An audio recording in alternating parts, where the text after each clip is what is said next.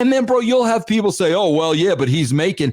No, bro, you don't understand. When you're a creative paper, it doesn't matter what you're making. You have that inside of you, and it's got to come out. Especially with COVID, you want the cinematic element to Absolutely. it. You want people to come back every week because fans aren't there. There's no fans there. And so the thrill and the energy isn't there to cause some type of reaction to come back.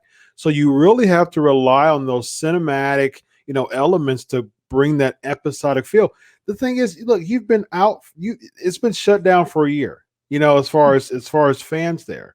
For a year, you really could have spent time making a really good episodic, showy feel to it instead of the whole sports entertainment thing. Make this a movie, make this an episodic television show. You had a year to do it. And Chris, not only that, you don't have to do it week to week to week. You get everybody you need, the location. Bro, you shoot for like an hour straight. Bro, that can give you 8 weeks of television. Yep.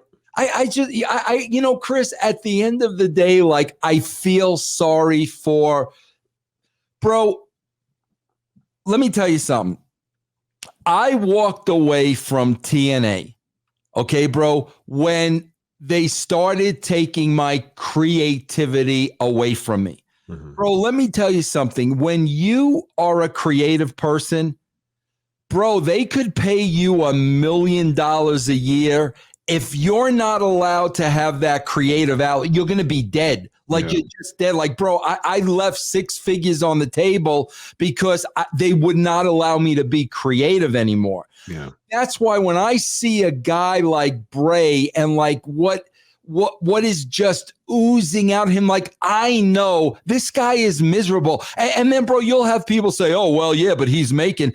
No, bro, you don't understand. When you're a creative paper, it doesn't matter what you're making. You have that inside of you, and it's got to come out. Yes. So when I see guys like him, it breaks my heart, bro. Yeah, I agree. And he's got so much potential, and he's still young too. That's the thing about it. He's got so much ahead of him, and it's just such a missed opportunity to just allow him to just run free in his mind. The fire, from what I heard, the Funhouse was his deal. Yep. And for a while, the Funhouse was very intriguing. And then they made that over gimmicked. Like they put the stamp on that too, and it just became kind of blah, and that's sad. Also, Chris, if you remember, Seth Rollins lit that Funhouse on fire, I think. Yep. And the next week, the Funhouse was back. It was back. Yep. I don't know. Bro, I got to be honest with you, though, Chris. Even, bro, when you look at the history of Taker, before Attitude Era and after Attitude Era, when you look at Taker, bro, there were really no stories.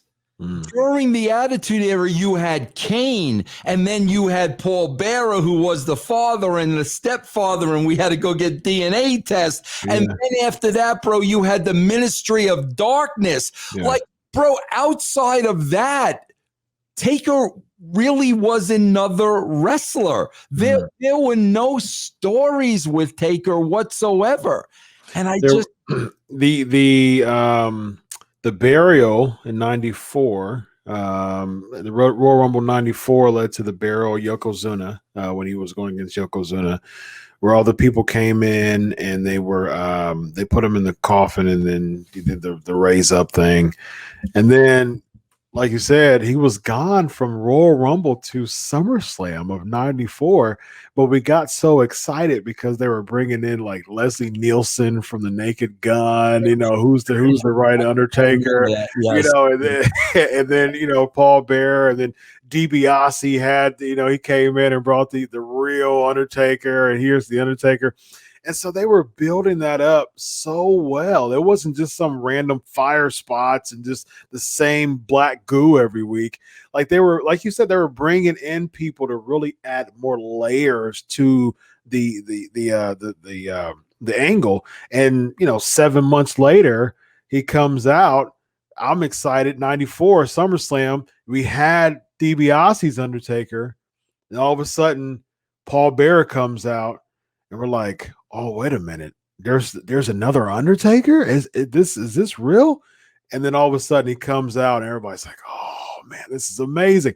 That to me, that is character building. That is storylines, and 7 months of it, the Undertaker wasn't even there. So that's what made it exciting. I swear to God, if I was Bray, I would almost say to them, you know what? I'm going to use my own money to hire a writer. Mm-hmm.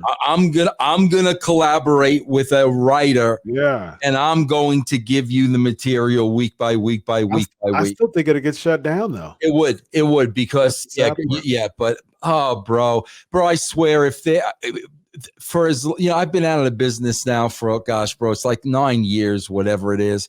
Bro, I'm telling you, if there was one guy I could work with, it would be this guy because the potential is just unlimited, bro. I agree. Yeah. Absolutely.